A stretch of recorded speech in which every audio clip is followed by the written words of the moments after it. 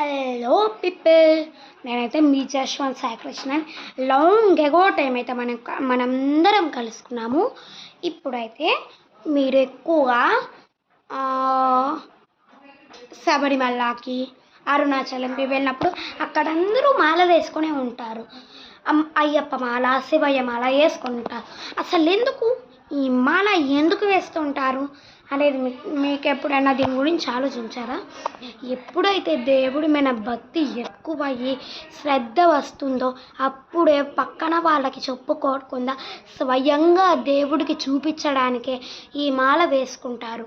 ఈ మాలను సృష్టించిన ఒక మహర్షి ఉన్నారు. ఆ మహర్షి పేరే మకరానంద మహర్షి. ఆయన నాట్యం బాగా చేస్తారు.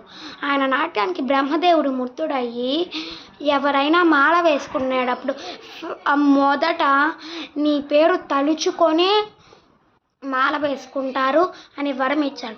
అందువల్ల ఈ మకరానంద మహర్షి వల్ల ఫస్ట్ ఎవరైనా మాల వేసుకునేటప్పుడు నోటితో ఒక మాట మాట్లాడతారు, అదే మకరానంద మహర్షి.